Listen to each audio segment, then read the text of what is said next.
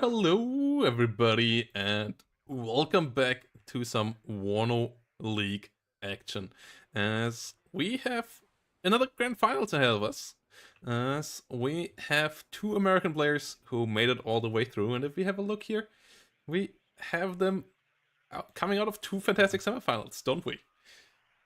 Yeah, I mean, Jeremy has been a very visible part of the community recently, being one of the most active streamers, being one of the streamers who self-professedly really enjoys playing the game, which is, of course, important if you want to be consistent and stuff like that. And is not pressured as much by responsibilities of work or study, such as people like me and woe is me.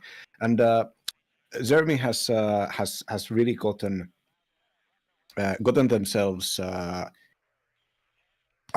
hmm, gotten made themselves an active part of the community, and I'm very happy to see that this has also translated into competitive performance. But Bend Over at the same time is kind of being the dark horse, a less visible player who recently got really good at doing certain kinds of tactics, often with less popularly played divisions, which speaks of creativity and speaks of ability to kind of uh, change your playstyle aggressively based around what you meet, and not necessarily always relying on the old favorites. And even though, as we saw in the Division 1 finals, the old favorites are still absolutely relevant. And but on the other hand, Jeremy also famously does try to play Berlin Command 152, these divisions that don't see competitive play.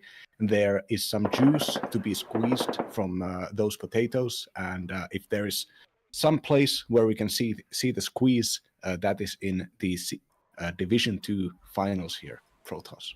Yeah, and the matchup that we have here is also a pretty beautiful one. They both did beat the old guard here, Medi and Pure Tenor on the way in here, but they're playing a pretty old school matchup. As the division was first picked by Bendover, he picked 11th ACAF, a division that isn't quite the first guard, but it is in the game now for a long while. It came with the base game, and on the other side, we have one of the first generation 79th guards, but it has actually changed even more so than 11th ACAF since then, and changed even later, I believe, than 11th ACAF was added to the game. So we have two divisions that are pretty heavy, that are pretty basic. And what do you think about 11th ACAF's chances when it gets counterpicked here by 79th? Do you think it's a real counterpick, or do you think it's an even matchup in the division units? I think it is a slightly uneven matchup for 79's favor. 79 has shown itself to be so capable, and especially on this wide front of a map, it just has a lot of tools that fit here exactly. There's weakness with in the numbers of infantry that you can get with 11th Horse, but you do have the LRS, the Special Forces Recon Infantry, which is very crucial if you want to get your tanks out there on board. I don't think this is the best map or the best side to play aggressively as mech, and 11th Horse is often best played aggressively, though just getting that ACAV out there to pick out some early stop the enemy recon, that is also a value usage for that very expensive recon Abrams. Interestingly, Jeremy actually banned 8 US, 3rd AD, and 6th US. All of these are American divisions. Something about Bendover here playing. Why do you ban 3rd and 8th? Those are not meta. It's pretty clear that Jeremy knows something about Bendover and wants to deny them the ability to play with these very expensive units, very slow build-up based games with 8th and 3rd. And 6th US, of course, is a proven winner on this map. Yeah, 11, with the M1A1 immediately getting a snipe there as well, killing off a BMP2. Rasredka, but oh no! At the same time, eating a side shot there at this weird angle where movement was a bit more complex. It gets routed immediately. luckily can run. But yeah, that means that this thing is out of combat for a good while, and a supply vehicle has to be brought in immediately. Okay, that was Preservation of Greatness 0 right there, as after that first kill, eating a missile like that is really painful. And we have a lot of infantry here coming in from Jeremy into the south. Zxcvster here on the right side, and at the same time, not a big pressure off Bendover in the north. They have a couple of units there, but nothing really that can push through, so they need to find a solution for the south. Eaglas here pushing the 0858s. They are a bit too close, need to run away. As the Marder Panzergrenadier combo, though, seems to be working out okay so far. But yeah, the lack of the M1A1 right now is an issue, as the T80 can just push forward, and dealing with that won't be easy right now. Yeah, the Jaguar is not in a position to fire. It has to leave cover to be able to fire and pull off the attention of the T-80. So, and it also probably needs a supporting unit to actually achieve this. One of the main weaknesses of 11th Horse, theoretically, is the infantry tab, specifically the lack of infantry tab, and which means that traditionally it is played fully with 0 vet infantry. And I'm already interested in seeing that both the dismounted troopers, the interesting units with 3 machine guns, as well as the Panzer Grenadiers with Marders, are taken at Veterancy 1. This is a very crucial, important decision, because it does limit the infantry tab pretty significantly. And as long as the superior RPOs and BTRs, which trade really well against... the M1A1 gets risked there. The T80 misses the first shot, but the M1A1 hits. That is a playing with fire moment there from Bendover. Wants to get the side shot there. Didn't quite get it, but gets a hit, and luckily for him, the T80BV misses the shot on absolutely minimum range. So Bendover there, really fortunate guy. Might try it again here, though. Really risky play. Wins the forest fight thanks to the CEV just pushing through there. And the T80BV might have to help out there, but BMP-2 is coming in. The SU-24 with the bombs landing pretty much on point there. Dismounted troopers down to 1 hit point. And yeah, this is not going to be easy for Bendover until the M1A1 is back at full hit points. As there is a Bradley now coming in, but you want to have that around with the M1A1 as well, so Unimox here can't come up fast enough to repair that ACAF. Yeah, and as I was saying about the superior RPOs and the better, larger infantry squads and BTRs that you get as 79th, this means that 11th Horse has to rely a lot on its mech support. The CEVs, the M113s, even the Bradleys and Abrams, all of them need to be part of the fight. Any kind of isolated infantry units fighting on their own will get outrated by the Soviet infantry, and especially on the long term when the Soviets just have so much more of the stuff. And this means that now, at the start, losing this infantry fight, it's going to take a bit of time before 11th Horse can actually start doing this stuff again. There is... The playing an expensive division like this well means that you can't get into the habit of buying the least effective units comparably for your strategy. If you have expensive stuff, you need to be buying that. And so right now, I think cutting their losses on both sides, both players deciding that in Jeremy's case, I believe they will transition to move into the center instead of pushing against this hard target close to an enemy supply. And Bendover is hoping to be able to wait here for a moment and get some of those key units on board. Your iHawks, even more CEVs, prevent the enemy from launching like large bombing campaigns, which can take out your important but still quite vulnerable Bradleys.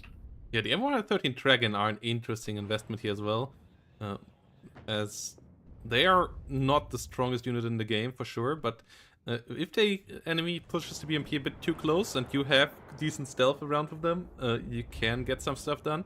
Bradley here missing the T80BV but stunning it down. The M1A1 finally getting repaired here, as we have a +1 here now going on currently for Jeremy, and yeah, the BRDM could come south, capture the southern zone as well here. But for now, both sides on a bit of a standoff. BMP-2 smoking off there. Won't get hit by the ATGM. A T80B B is around now as well, the TO55, and yeah, the numbers advantage that 79th can get on the board by just being a bit more cost efficient absolutely show up here right now. But on the other side, A10 trying to sneak in here, and the AA situation is not great on the other side. One Eagler and a Coop, and the Coop is pretty far away, so the A10 absolutely could do some damage if it gets eyes onto the enemy valuable tanks. Yeah, a weakness with the Eagla compared to stuff like the Mistral or the Stinger is that it has only 4 damage per hit, and the A10 being armored, especially at the front and the rear, can take a lot of shots from a single Eagla, even numerous Eaglas. And TO55 gets sniped, but it can't take shots from Coops though, and the Coop immediately gets the hit there. Only a TO55 going down. Unfortunate there for Bendover. That thing just getting taken out of the sky. Coop hitting the first missile on that long range is kind of unlucky, as the TADB gets a hit in. Eagla did hit as well, so yeah, double hit there right out of the gate. A10 not long for this world, and that is a problem, as that one kill on the TO55 is not enough. You need more than that damage.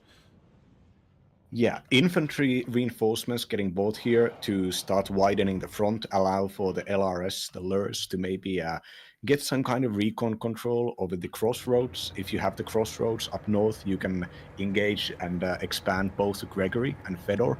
And if your enemy is heavily invested in it, like a mech blob down south, that can be a great way to stretch the blob a little bit, get your enemy spending them points all around the place, spending their attention all around the place. Right now, this really close range tank fight's happening, and I think Jeremy is in a really nice position, has the recon helicopter, the jammer helicopter out there, but this is I think whoever gets artillery here first is just gonna win this. Everything is so concentrated. I believe the 11th horse at least used to get rocket artillery. I don't think they get it anymore. Do they? I don't think they ever did. They only get the M109s, but yeah, Akatsuya already out on the other side. At the same time, though, a good amount of BMP2s here getting sniped off. The M1A1 got hit by one missile, but now with the BMP2s gone, the M3A2 and the M1A1s here could potentially push forward. Stunned from the TOW2, it doesn't quite get a hit, but it does do a good amount of damage. SU-22 with clusters come in though, kills one of the tanks, but one SU-24 is down for it as well, so that is an okay trade. The question is, can the T-80s stop the Bradley and the M1A1 ACAV? It seems like it for now. The Dragon not able to push through, and the second SU-24 does survive, but yeah, still a siege going on here, and both sides really going for it. A lot of damage dealt. Igla goes down finally, as the mech rifles engage the motor Strelkys there. M1A1, doesn't quite get a hit. The TOW2 though does absolutely devastate the T-80, as it has a TOW2A missile as well, so it even does extra damage to these tanks with the era armor on it, but has to retreat here now, as the M1A1 is pretty damaged as well, and that allows Jeremy to get the T-80BV IZD back up as well. And that's, yeah, exactly where the artillery should come in. Both sides having one self-propelled 150mm kind of cannon out now, so it is a pretty close match here, Paul. Yeah, what was I going to say? Yeah, I think that was an excellent example of why the iHawks were so crucial. Imagine if that Su-24 bombing run had come in and destroyed, like put a hole into the front line and gotten completely unpunished. That is a great example of why you need to have a certain kind of build-up. If that wasn't catastrophic because the iHawks were there to at least shut down one of the planes. Yes, M109 now aiming for the BRDM. The M1A1 couldn't fully repair. Got damaged there whilst repairing from the Akatsuya. Good sniping from Jeremy. And Jeremy is on a +2 here right now, which is pretty annoying for the opponent. Oh, the Cav getting a great hit there, stunning all 3 infantry with one shot. Yeah, stacking against those heavy HE guns is risky. And they keep pushing forward now. BRDM under artillery fire, but the M109 is slightly off. Not quite on target. The Cav continues dealing its damage, whilst a second M1A1 here now being brought up. MiG-29 being pushed back, as this might start to work out here in the south now for Jeremy.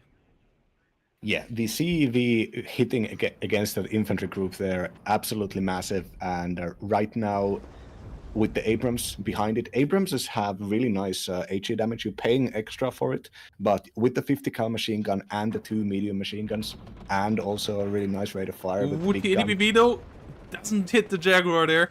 Really close range engagements. ATGMs from the other side can't quite find the hit either, and we have 2 ICDs and a TADB now on the battlefield. So the 3 TADBs on the battlefield here are a pretty decent setup. We only have 2 tanks on the other side, but the TOW2s of the Bradley obviously can ruin a full day as well. Jaguar with TOW2 as well. So it's a pretty close on fight, and the TADBs getting messed up here. The second one in the forest, not coming in for the ambush. That's a misplay in my eyes. It should absolutely have pushed forward a couple of seconds ago. And M1A1 now pretty low. I think it's smoked off already. The TADBV, oh, nearly gets it killed off. Can it get away in time? No, it can't. TADB doesn't get hit by the ATGM here. TADBV ICD is still pushing on. Martyr's trying to come around. Oh, gets the Jaguar as well. TADB finally falls, but the better engagement so far. If Bendover can't follow that up, and the M1A1 gets hit as well, so I don't believe Ben can. So in the end, 1 TADB, 4 Jaguar, and an M1A1. That is an absolutely prime trade here. Oh, the Bradley goes down as well. This TADBV finally does its damage, and it's a pretty big shame here. Martyr goes down as well. That autoloader really coming in handy right now. Yeah, it's just the corner position where you have the Motostrelki, the infantry. That Bendover just has not been able to get to that corner, and as long as the corner is held, it can be reinforced. Now there is actually really a big lack of supply here for Zermi, and every time one of this missile-heavy gameplay of these TOW2As and these Jaguars firing at the T-80s is paying off, and by a large part, because every time they pop a smoke, that is 1/3 of the MTLB supply transport. That is 200 supply, and in that way, attritioning them. No, it's only 50. It's only 50. Oh, it's 50 nowadays. It has been for half a year. Damn. I mean, yeah, as I said, I would love a Legion to have proper patch notes. Damn. And it wasn't a patch notes. But M1A1 here getting pushed back. TADBV IZD got finally killed. Second one is still up. But yeah, it's still 50 supply is still quite a bit. And the missiles are also not cheap either. So yeah, resupplying all of that can eat through your supply as well, especially then if you also have to refuel the tank, repair the tank. Like, your supply trucks can get emptied quite quickly. And Bendover finally pushes through here. The T-80 did fall, and he is getting better infantry on infantry engagements in these forests. Like, his Panzer Grenadiers by now at 3 vet, thanks to killing the TADBV with the Panzerfaust, and actually got a good amount of damage in there. And his mech rifles now pushing forward again. They outclass the Motostrelki, which only have 1 MG by quite a bit as well. As the SU-25 here, interesting buy. I'm not the biggest fan of it. Tries to do the job in the middle. M109 couldn't find the BRDM-2 just yet. As the plane just barely escapes. MiG-29 coming in. Oh. As the reinforcement line is open. The BMP-2s got in there. Oh, and the supply. Now this is Bendover's snatching defeat from the jaws of victory here with the landing strip area. Yeah, the Motostrelki is here now coming in big number. M109 not on target there, so if I don't believe Ben can win this fight right now. Would have to disengage here for a second. Doesn't have anything else following up there just yet. And M1A1 and the Green Archer coming in.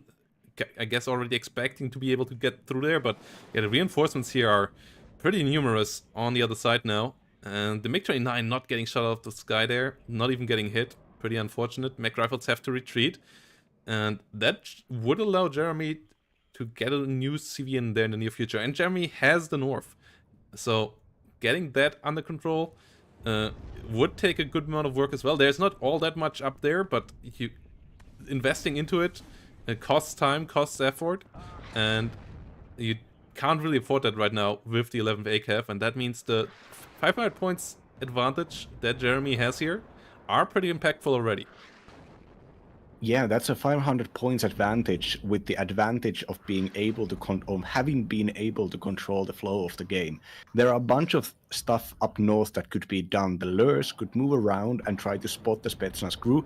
Marder Milans actually are moving. This is immediately happening as I say this. Oh, I love that's great. The lures can go out there, get spot the BRDM concourses, and the Bradley CFV has enough firepower to destroy any infantry squads, and that is exactly what needs to be done. The front needs to be widened. The core of T-80s and BMP-2s in the middle here, protected by coups, is just way too powerful. Ooh, BMP2 in the middle gets sniped. Now there's only the Conquerors left. Conquerors finds the Bradley though. Bradley trying to disengage. Can it get far enough back? Yes, it can. It's pretty stressed out though, so it shouldn't take the direct fight with the Conquerors BRDM right now. But with 2 Martyrs next to it, and the Panzergrenadier and the LRS pushing up as well, I feel like there is an easy push through right now set up here for a player in blue. Just has to deal with the 2 BRDMs, but with autocannons and good micro there, that is absolutely possible. Ooh, good reaction there with the Mi-24s. Okay, that makes it a bit harder. Stinger is around, but not quite in position. And that means the tick doesn't go up as the middle doesn't get controlled by Bendover. BRDM2, too hard to kill there. Goes to try to snipe the CV, but the optics with the M109, but can't quite find the recon there. And the Mi-24s really have it under control right now. Ihawk misses the Su-24. Second one does get a hit in, but CV is back into the south now, and this is a +1 tick here now again for Jeremy, and Bendover will have to find a solution for that within the next 5 to 10 minutes. Otherwise, this game is over.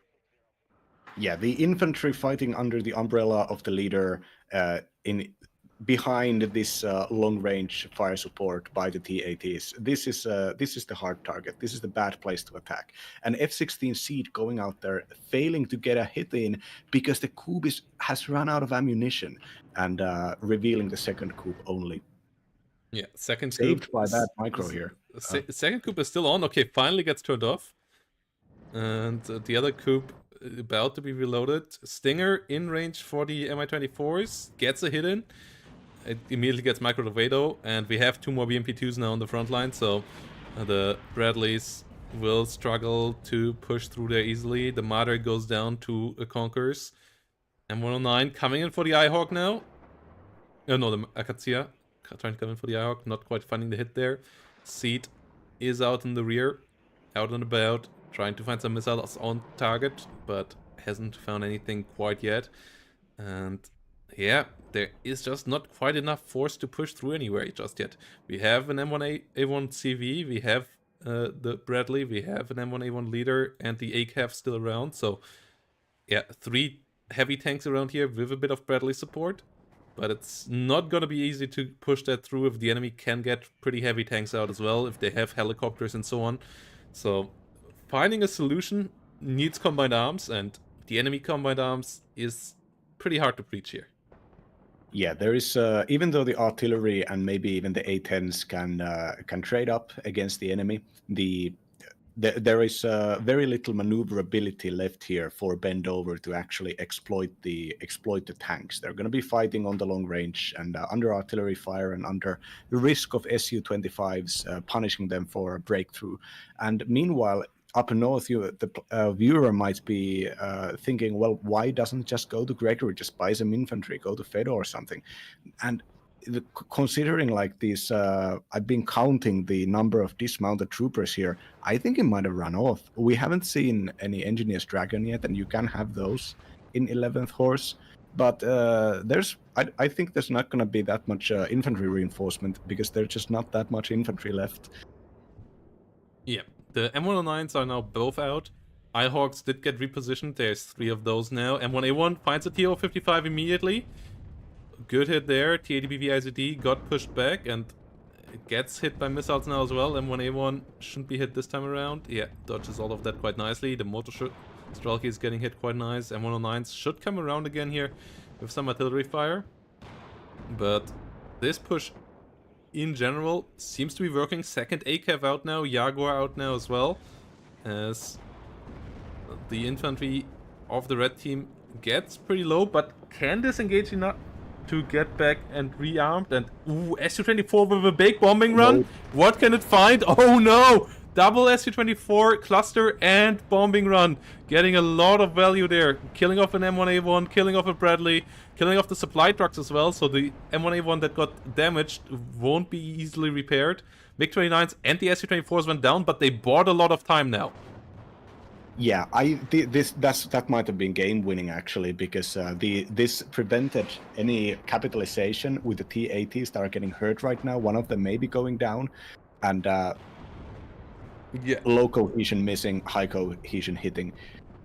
But yeah, basically with the minor tick of +1 and the 700-point lead, like this is it. Bendover kind of has to be going for it right now. There's one reinforcement and helicopters getting, one infantry and one helicopter reinforcement coming here, and now they just have to go through all of this, and then they have to transition into a wider game where they can get the enemy out of this Elena center and Boris axis, because that's the way that they keep the BRDM in the middle. And this is a really big task, and it would have been a pretty big task even with all of those extra vehicles.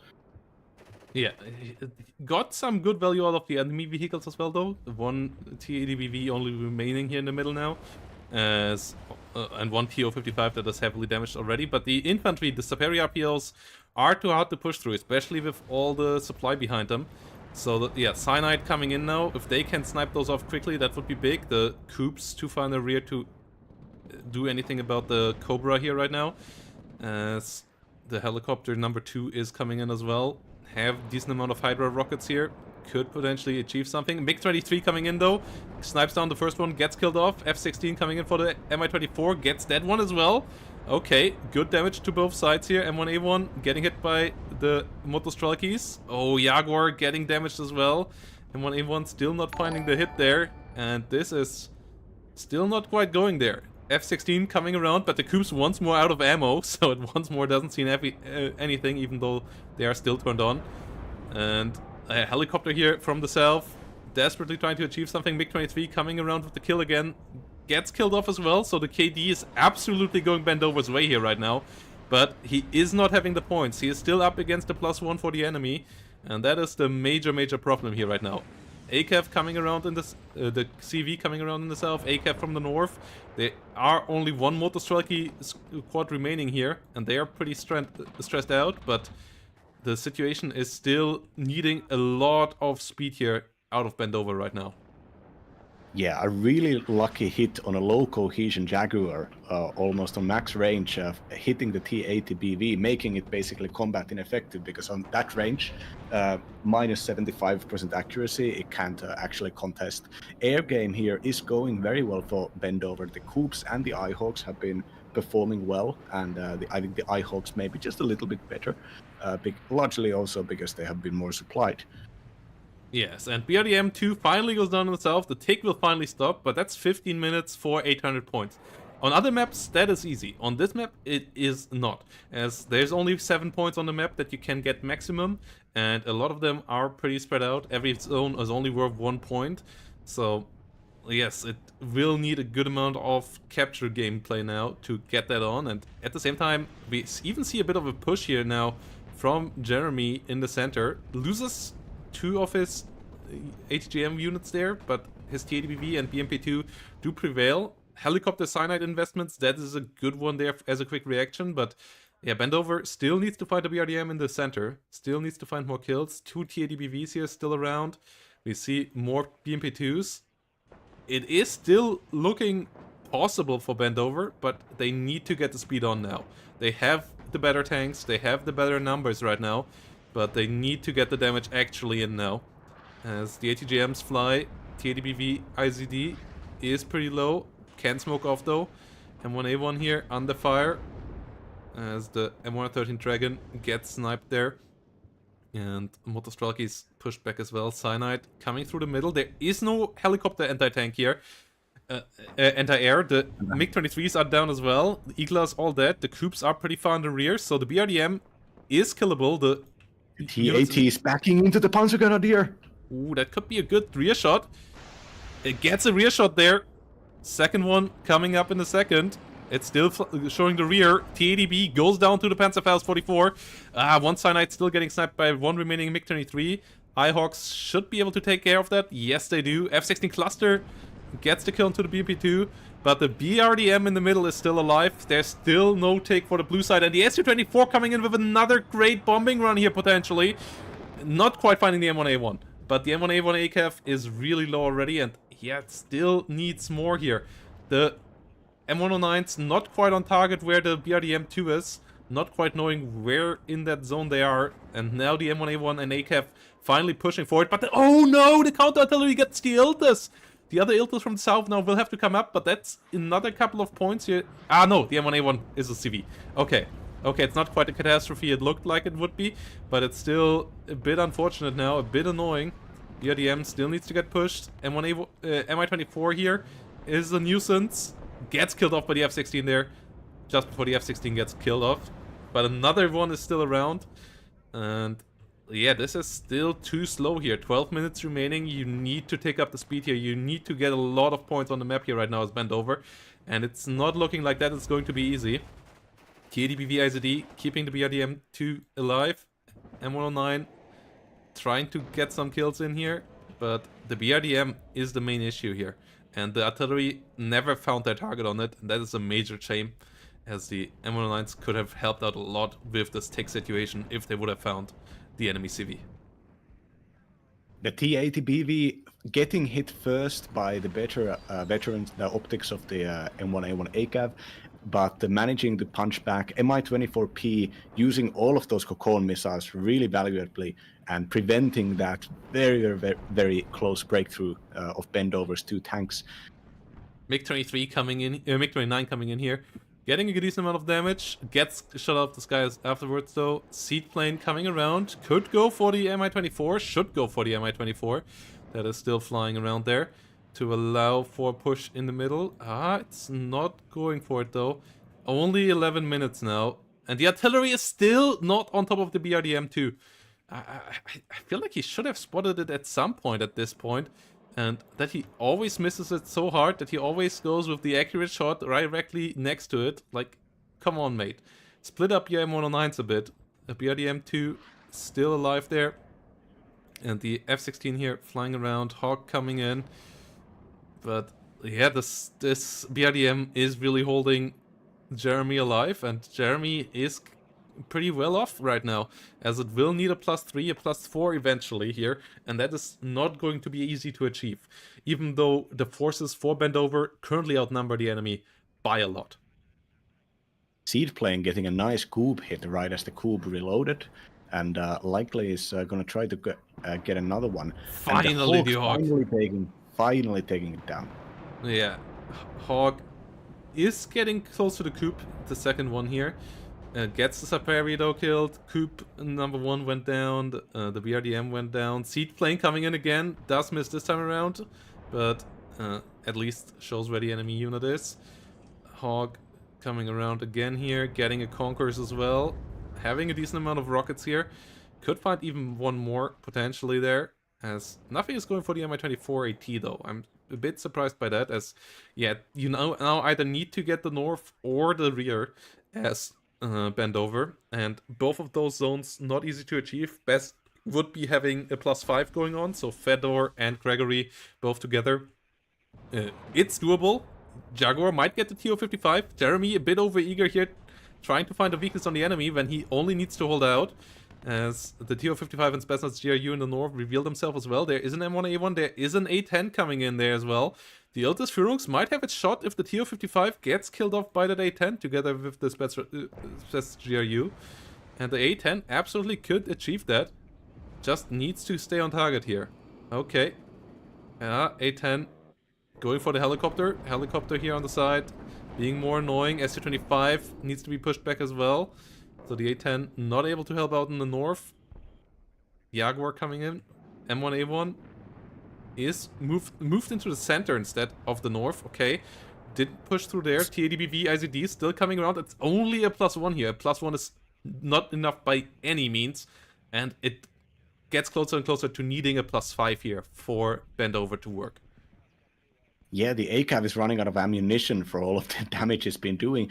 And up north, we had a moment when the scouts were actually winning against the Spetsnaz crew because TO-55 was out of position and they were engaging outside of 500-meter range. And had that A-10 been there, had the Hawk gotten through the, I think this Gregory would at this very moment be for bend over. And so sacrificing that helicopter and Su-25 to stop this was absolutely the right choice, I think. Yeah, the TADBAV IZDs coming around here.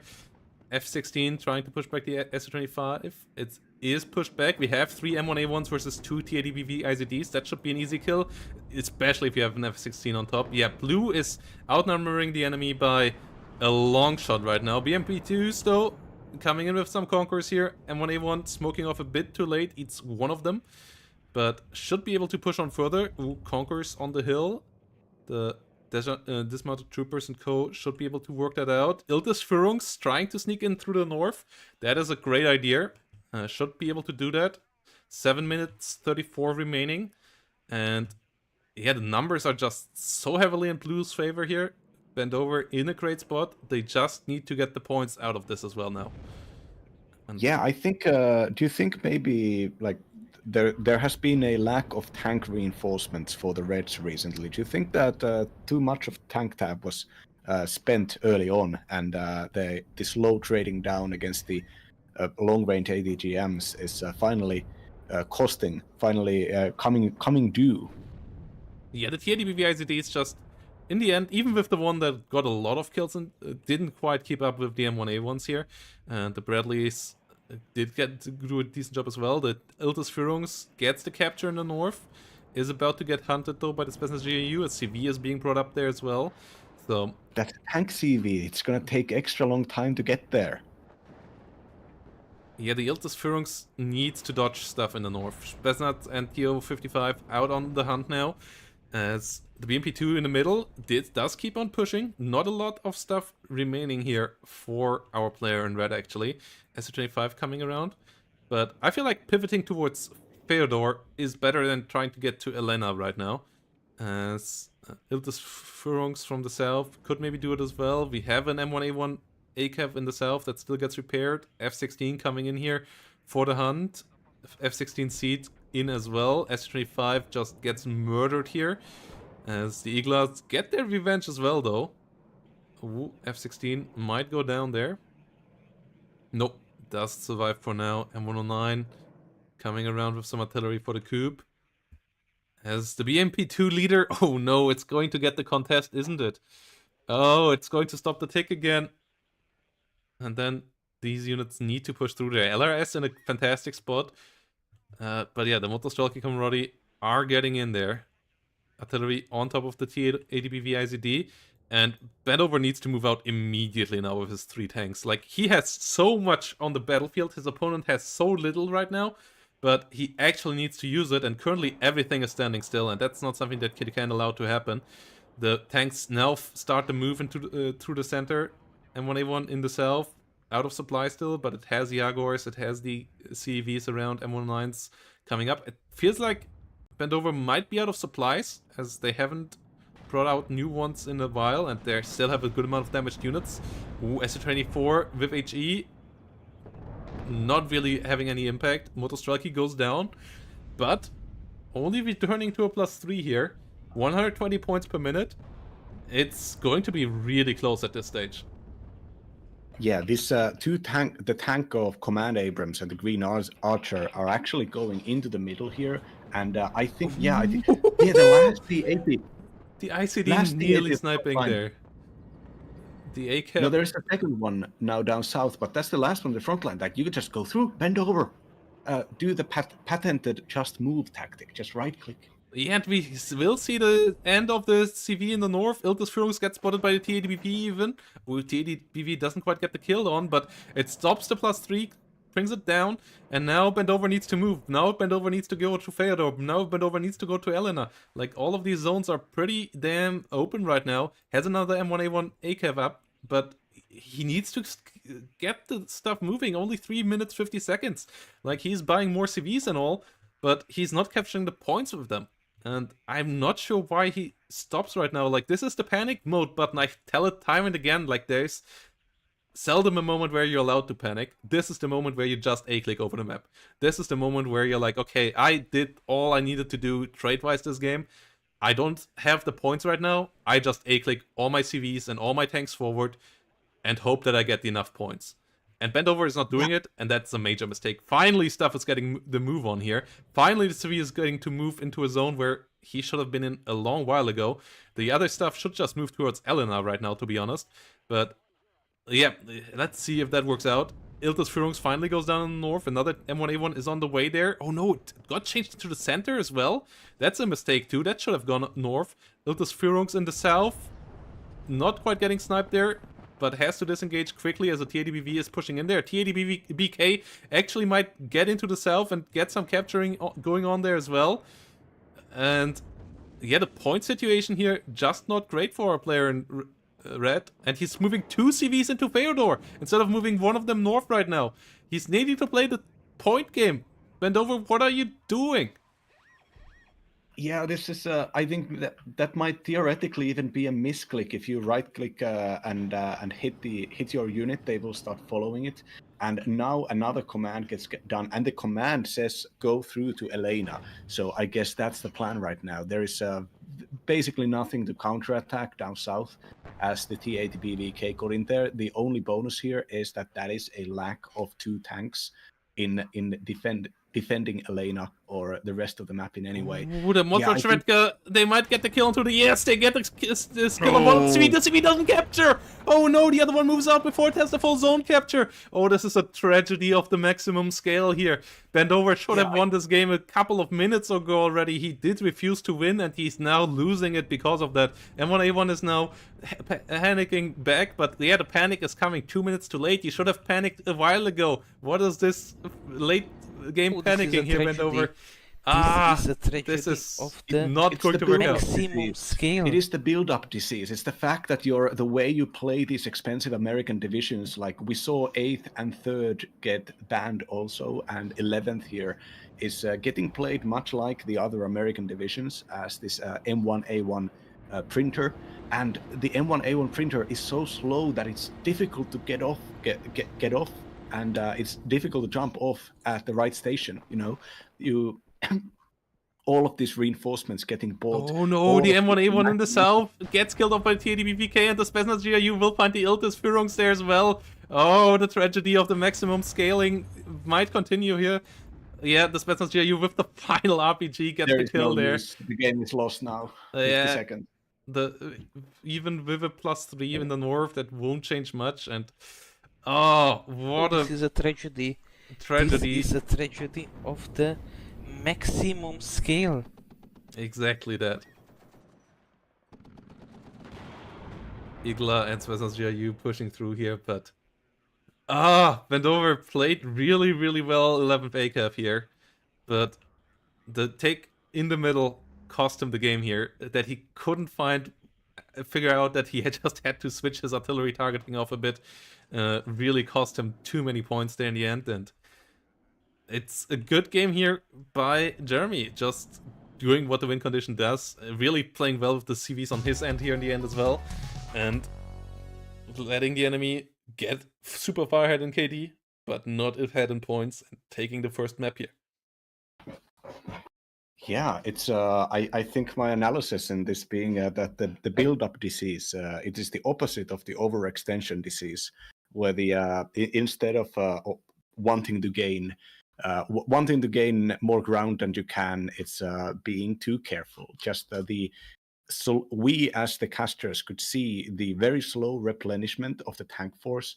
And but at that point of the game, you have every time you move down with your tanks, you're facing T80s on the long ranges. So it can be difficult to realize, well, at this point, all of them should be gone. But hold on, I am just getting in reports that we're getting a goddamn American Pope. What is this? Well, it fits the final here between 2 Americans. So yeah, we will see how this all goes. And yeah, Bendover here showed that they can absolutely bring it to Jeremy in the fights. Let's see if they can get it to Jeremy in the scoring as well. quick break, guys, and then we're gonna be back with map number 2. Guys from Chi.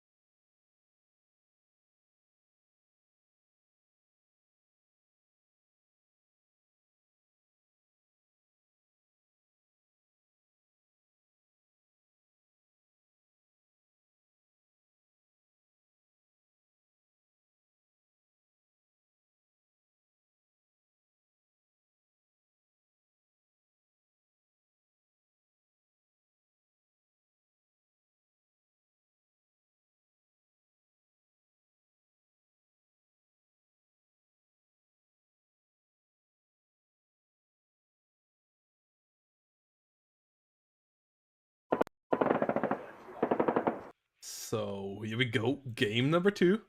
And Jeremy, aka Zxcvster, as he is also now known in the game, is at 1-0 here after a really interesting game number 1. And this one is going to be a hot one as well. Bans from Jeremy stay the same. so limiting the US choices here of our America player, as Bendover seems to be hellbent to keep it American nonetheless, and banning 3 classics, 5E, 56, and second UK. And then Zxcvster with KDA here versus the 101st Airborne. So this should be a pretty hot one. 101st Airborne, not the most meta division, but on Black Forest, it can do some stuff. I have seen it win a good couple of times in this map already because its high quality infantry can do stuff, and its M1 IP is on a decent okay job together with the Humvee TOWs as well. Yeah, the M1 IP is a great support tank. You don't pay extra for the high penetration, so you can fight off all the older generation equipment of KDA, and you also get a bunch of extra machine guns and nice enough speed and armor, so you can use it and quickly and safely support infantry fights.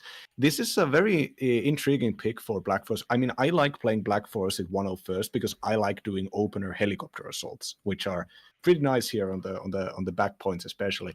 But like very, very importantly, the Humvee Delta is the core of this division's power right now. The Special Forces Humvee is good on its own and also an incredibly fast transport. The Deltas are great, some of the best recon infantry in the game, having both Carl Gustav and the extra stealth of a recon unit and the long-range sniper rifle.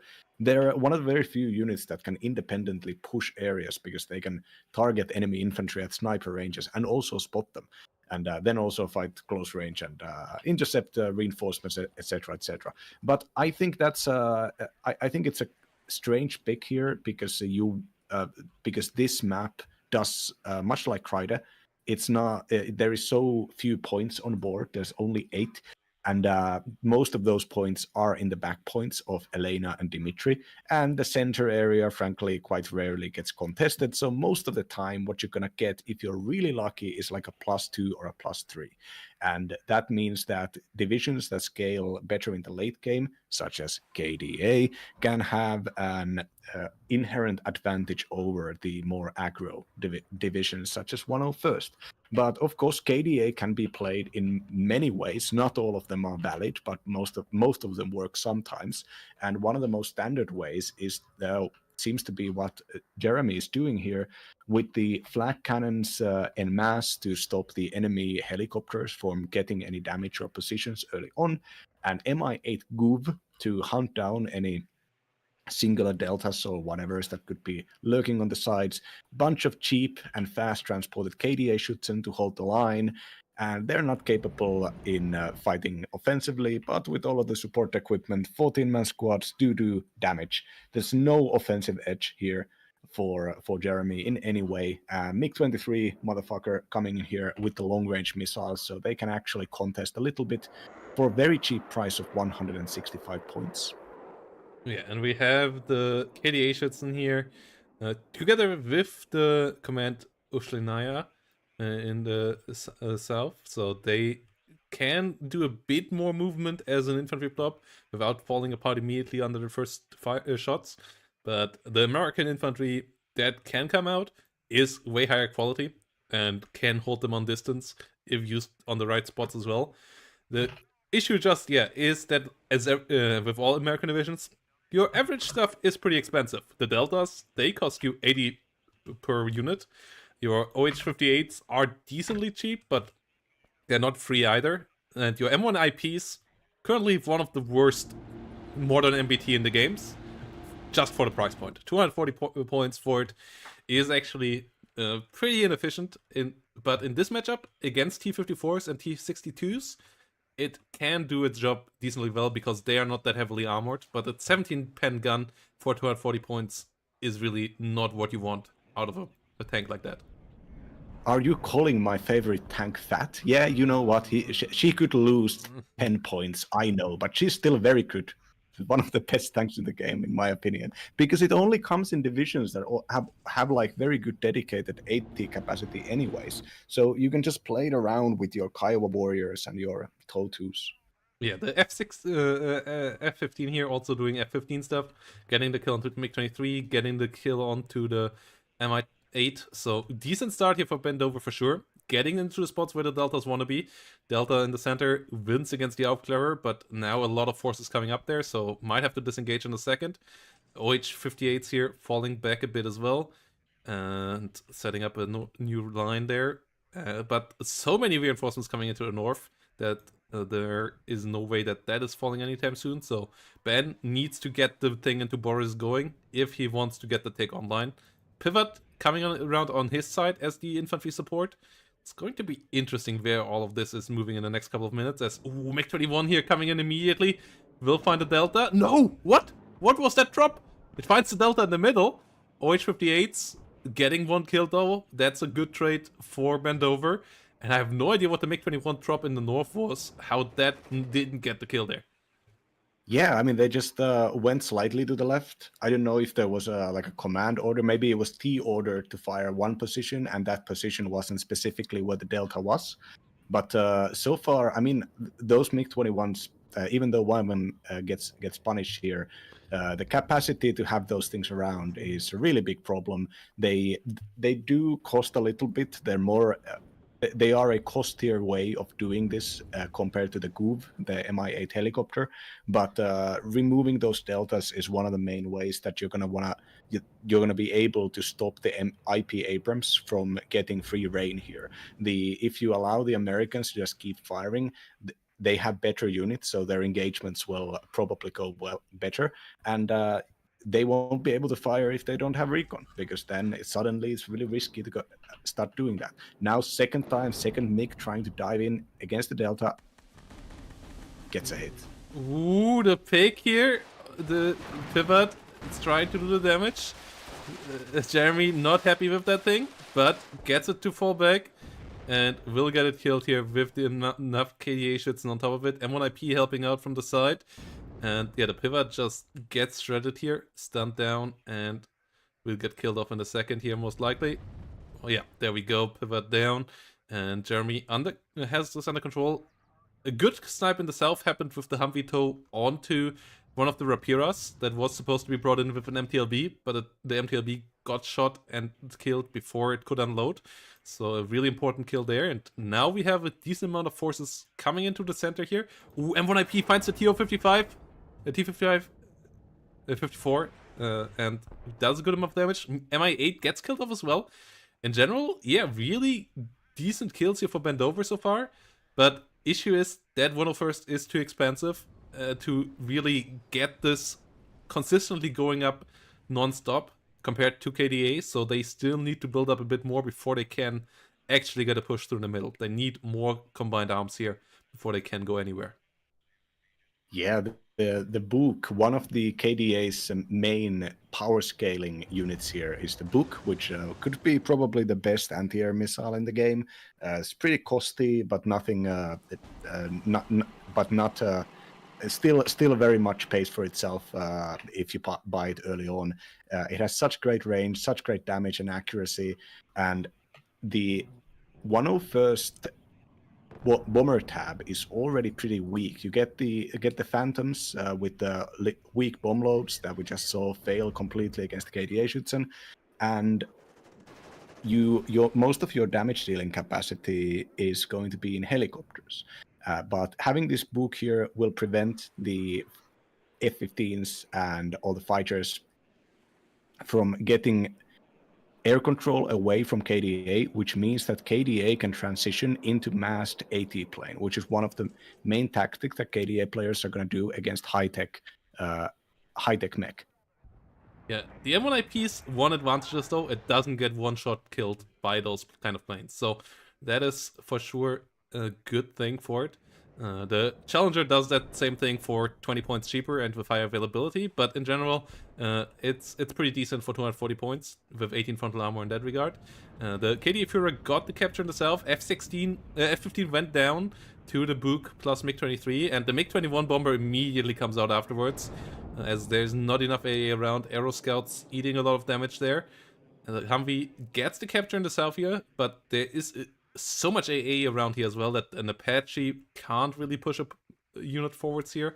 So that is struggling a bit as well. M1IPs do keep up the pressure though, and that's the scary part for Jeremy. Jeremy wants this all to slow down so that his airplanes and his artillery can start working on the enemy, but the M1 IPs do keep up the pressure here and constantly killing off some of his frontline, so he has to keep on investing into the frontline, otherwise risk falling apart in the center, and he can't let that happen. Yeah, the important corner here that the air rifles Dragon and the rest of the attack have pushed is this is the main reinforcement road for this certain flank, and it's, as you can see, it's basically not possible to push this location with infantry. There is no cover here, and the positions are so great, the defenses are so great. And if you have this Aero Scout and Aerotow here, they also get you vision on the southern zone of Dimitri. So even reinforcements coming that way are going to be spotted, and the M1 IP is just enough firepower and just enough accuracy and speed that it can go there and it can punish this easily. So this is a place where Jeremy really wants to start investing, and this attack walking over does not work, but that is exactly the reason why it needs to be targeted by everything else here. There are a number of units up north which are not doing MiG-23 anything. hunting the Apache. Phantom comes around now, has a lot of missiles, so should eventually be able to get the kill there. Is in gun range as well, so MiG-23 finally goes down. OH-58 goes down on the way out though. And the Apache, no! Oh, the Apache running into the ZU-23 fire there. Major mismanagement there by Bendover. You can't afford to lose those kind of units early on. The M1 IP in the north got overrun as well.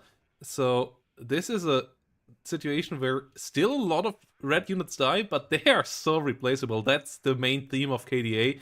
Things are worth next to nothing, so you can throw a lot of on the enemy, and if the enemy gets some of them killed, that's fine, as long as you get the high value targets on the other side, and they got some high value targets right now. Pressure does stabilize though, so M1 IP here is still around, and there is nothing on the battlefield right now to kill that. Yeah, looking at these reinforcements, all of these infantry and helicopter reinforcements are all going to middle for Jeremy, and I think the currently right now with the Humvee CV getting in, and the only thing preventing Bendover from pushing through and actually securing the second reinforcement route is the air control. The air needs to be dealt with. The Chaparrals did not work out. The Phantoms, the Eagles, have not performed as well as they should. The Book is out of ammo though, and the MiG-27 is not able to escape here, so it goes down. Important kill there. Phantom does do a decent amount of damage, eats a lot of Strelas there in the south, but does get the job done. CV gets into the center. M1 IP is still barely alive, but luckily didn't get hit by a missile. And the MI8 here might go down to the Phantom. The Book not being reloaded, major misplay there by Jeremy. And that allows a lot of damage to be brought out by the Bendover planes here right now. Ural finally on the way, but that was maybe too much of a beating here right now for the Air Force and the ground units of Jeremy here. And the +2 is finally online here for Bendover. This is a great spot for our player in blue right now. Yeah, Bendover getting such a comfortable air supremacy that he immediately buys a Special Forces helicopter, MH-60, to provide fire support in the middle. And if that thing remains unpunished, it will eat through KDA squads. Another 2 MiGs coming in here and diving, trying to get the IP Abrams, recognizing that this is the weak location. Having already lost the northern flank, the center is the only thing that can actually fight back. There are no resources for Jeremy to attack the northern flank, and even the reinforcement process is quite risky because it can be intercepted easily. And the last air control here kept by the MiG-27 exists just to make sure that the enemy does not go any further. And meanwhile, more Chaparrals, more tanks, helicopters, even Deltas coming in here. So aggressive picks, wanting to push the AA net further east is the way here. Phantom going really deep here. Book still not reloaded, and it gets the reward, gets the MiG-27 here. The Book reload just taking too long. MiG-23 here, not able to deal with the 30 ECM Phantom. Oh, it's only 20 ECM actually, but it's MiG-23 is still not able. Yeah, the MiG-23 is still not able to do it, and flies over a lot of AA fire now as well, trying to kill the DAP, but gets stressed out, gets pushed back, and this is an absolute disaster here right now. The Book finally back online, but all the attack planes have been exhausted. All the bombers from the other side did so much damage over the last couple of minutes. Eagle immediately eats it again against the Book, but that is fine right now. There are no fighters needed for Bendover. He has his dab on the front line, nothing there to shoot that down. His M1IP is still around. Chaparral immediately gets bombed again, but gets the MiG-21, and the strike forces of Zxcvster here are getting so low, but the blue forces still have such great map control. Yeah, and now as the MiG-21 bombers have slowly been whittled away, Green Beret ODA, 14-man Special Forces squad coming in on the middle, has so much DPS that it can basically solo the front line if it's in a good position.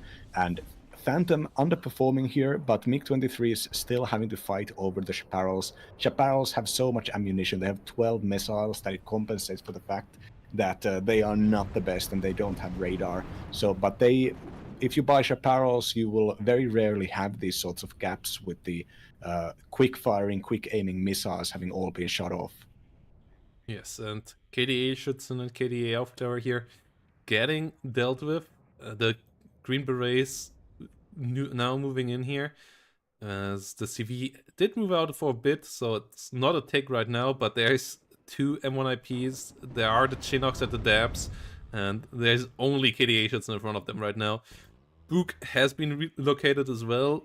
Not quite sure if anything is supposed to be done about that. It just got pinged there. I don't believe we will see any artillery in the next couple of minutes here, as the front line needs to be stabilized. Oh, I say that. Caster Cursed, 155mm immediately coming out. Chinook and Dab getting rid of the KDA Schützen though. Green Berets will now help out, and yeah, the KDA Schützen just getting shredded there, even with their high hit points. No chance against those DPS monsters right on top of them. Yeah, that's like an immediate cohesion snowball. 2 salvos and the KDA are out of the fight and stunned. Aero Scouts and Aerotow retreating up the northern flank with 2 KDA Schützen with the Combinatura Usilenia. I've said this before, but I just want to protest. It was so fun to say Zagra Dotriad, and the Eugen took this away from me. In the name of authenticity, I resent it. Combinatura Usilenia is not as fun to say. Yeah, the Dab here trying to get the KDA Führer itself, runs into a couple too many Strellas and the MiG-23. MiG-23 does trade for it though, so that's not great either. Book in the center is spotted. Chinook there, not really going to do it either, but the center is just going so well for Bendover, and the trades are still all there as well. The ADB, the M1IPs, as long as they don't go down, they can just keep up firing HE damage into the enemy, and KDA just doesn't have it on the ground to deal with 18 frontal armor units. Green Beret ODA on top of the KDA Führer, just shredding through them, getting rid of them now, so that zone will get fully back into the blue control and will stop the take again.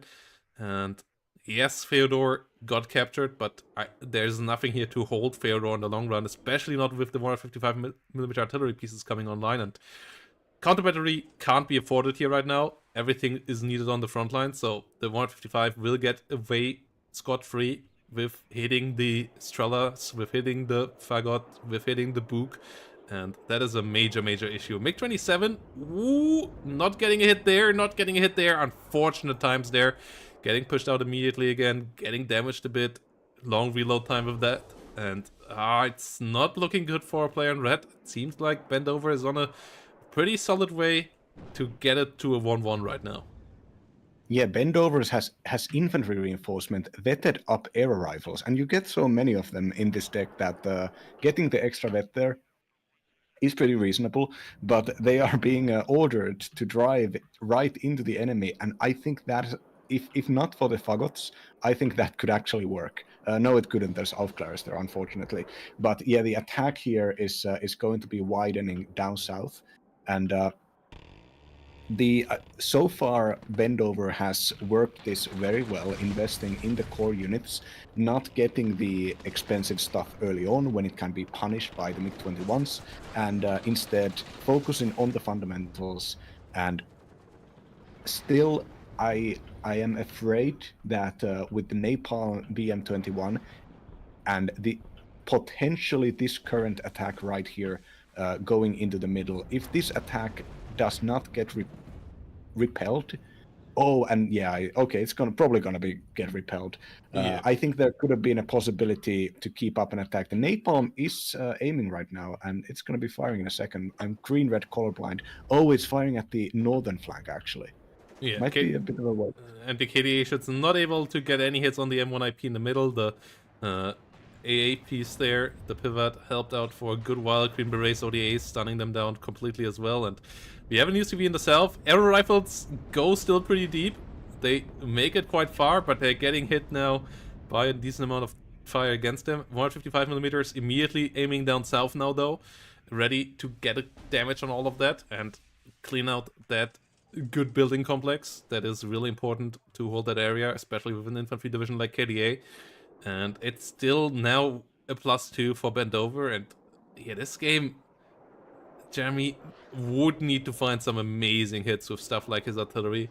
I'm not quite seeing how that is going to happen. Artillery on the other side now, starting to wipe out the units. Yes, Conquerors and Strelas all falling.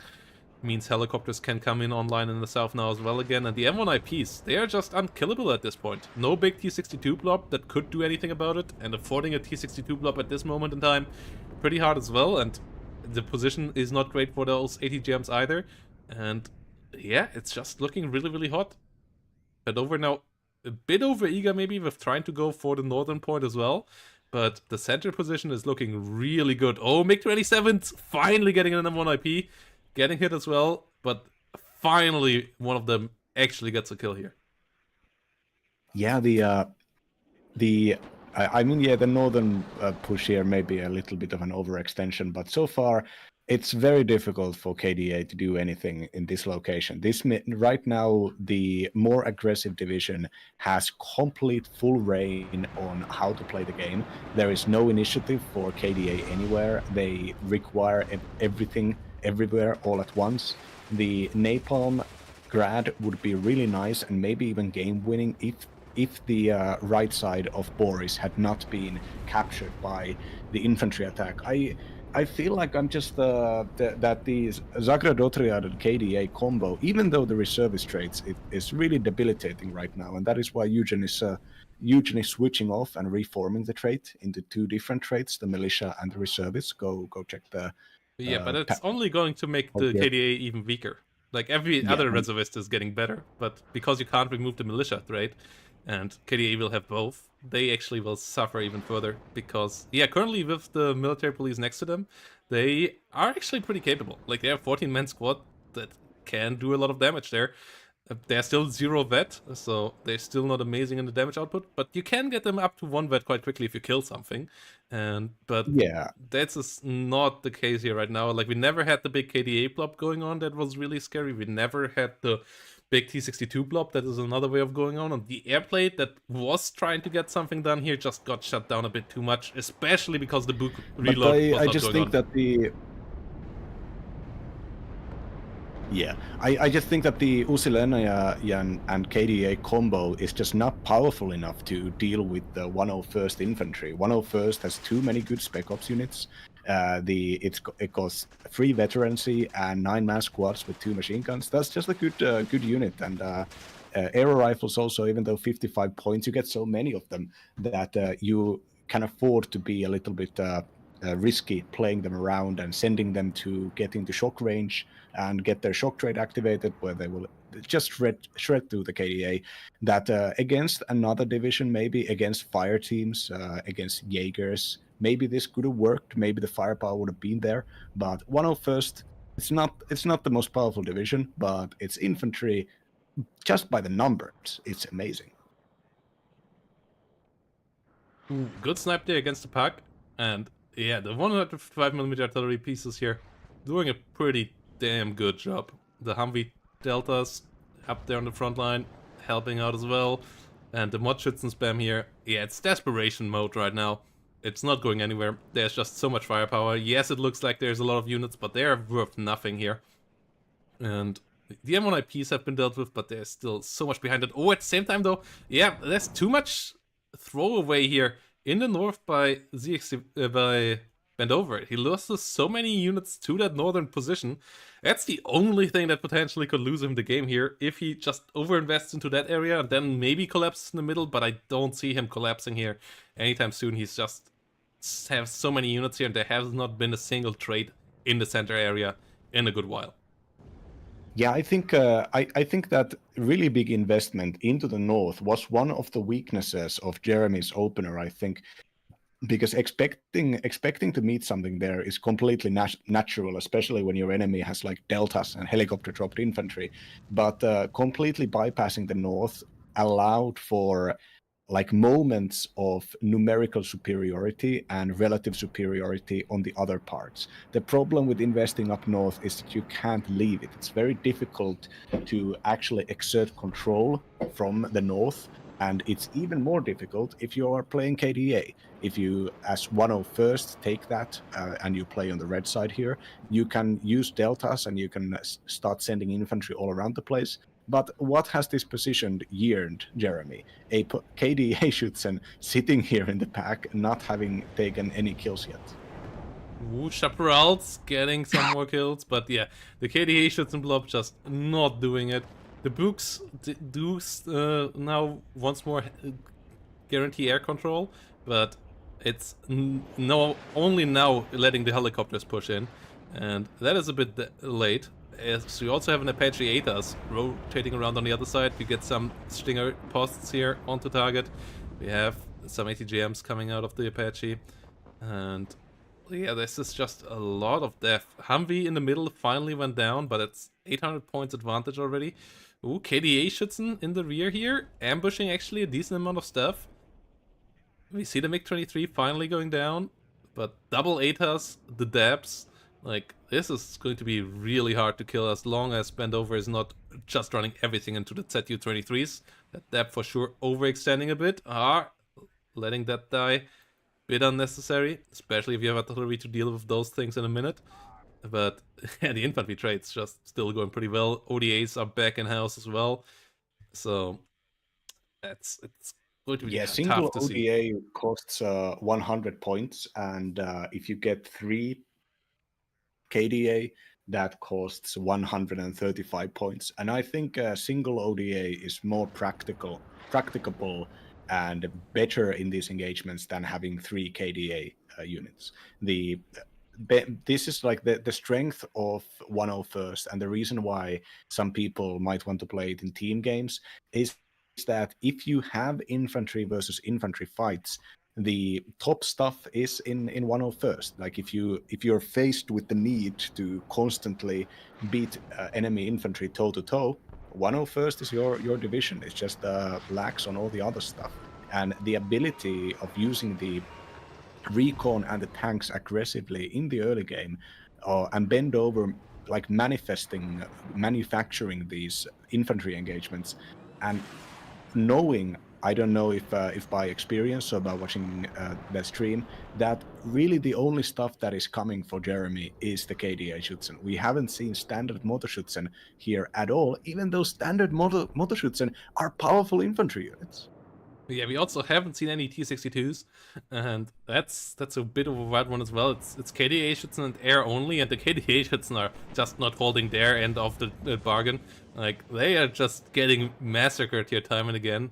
3 more of them just suiciding in there in the middle. The Books finally got hit as well, and there we have it. GG is called out, and we have a draw, and this is going to at least game number 4 here, potentially game number 5 now, as Ben is getting a W on the board here now. And yeah, what a fashion as well. Yeah, that was I think right in the opener we saw that the like extra defensive opener of Jeremy, like that is the thing that just did not work here. The division seemed to be built around, and the strategy seemed to be built around the kind of gameplay that Bendover just completely prevented Jeremy from doing. And maybe there was like a idea behind here that when you have the 7 KDA up in the front, that's when you start buying the tanks. But losing that one front line and trading so badly down, losing the flank meant that there could be M1 IP and helicopter movement around the front, which makes it way more difficult to defend the east part of the middle zone. And that Vendover did this very well. The reinforcements repeatedly got ambushed by that same flank, and that just put Jeremy into a permanent mode of trying to fight off better units, which now had the initiative points-wise. So yeah, GGVP here, and Vendover is getting now a score on the board, and it's really is a series now. Vendover so far getting the better trades. Jeremy doing good maneuvers, but in this one just not quite able to get the forces in the right spots for long enough. And really the reload on the AA has been an issue in game number 1, and game number 2 here it was fatal. So hopefully we will see a couple more supply trucks out of our player in red here and the next one. And yeah, quick break guys, then we're gonna be back with game number 3 in this grand final of Division 2. So don't you go anywhere.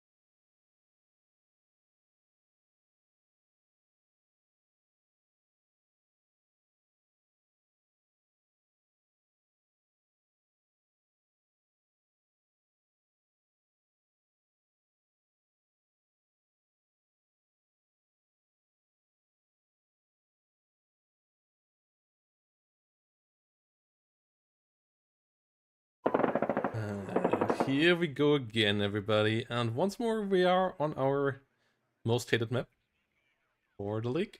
But people still love it for playing because it's familiar, it's well known, it's low risk. In that you can't mess up your own strategy. It's high risk in that if your strategy runs into a countering strategy, your game is over quite quickly often. But yeah, that's going to be interesting here, as we have now two airborne divisions running into each other. The one with a lot of forward deploy. Well, no, not quite airborne divisions in that case, but one has more forward deploy than the other, even though it's supposedly a Modschützen division, as we have Jeremy on the Modschützen this time around. We have Bendover on 101st again. The counter pick here from Jeremy this time around. And yeah, 3 US divisions banned there again. So it seems like Bendover's repertoire of divisions is somewhat limited, but luckily there's enough US divisions in the game that getting one of them through is still viable here. And 101st Airborne, it is in the end here. So what do you think against the matchup against 4th here? Does 101st still stack up nicely, or is this a pretty rough matchup? Now, the problem here is that 4th Moto can do exactly the same kind of light infantry gameplay, except with different units, of course. You have T-55 hyper-modernized variants versus the M1 IPs, but there's more of the T-55s. You have the Fallschirmjägers as your forward deployment units, and even though the Fallschirmjägers are not the best for special forces, they are absolutely enough to at least stop the advance and make the 101st Infantry call for reinforcements and build up.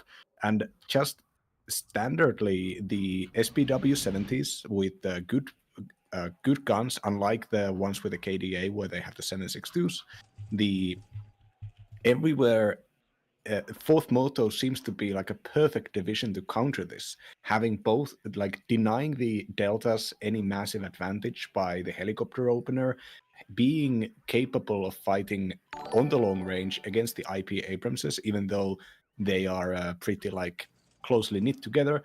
There are Shilkas, there are forward deploying Strela 2s to prevent any helicopter openers, and the air tab is powerful enough to contest, and the Coups, of course, can also are way better than the Chaparrals, especially if they get lucky hits on the F-15s. So in every term, I think the 4th Moto does everything a little bit cheaper, but that allows them numbers and survivability, which is the weakness of 101st. 101st really needs to get the value out of their units, and on this map, you don't do that. This map, it's a numbers map mostly. Well, the 101st does get a decent opener here out of this, although does stabilize, and the Fallschirmjägers don't get in anywhere.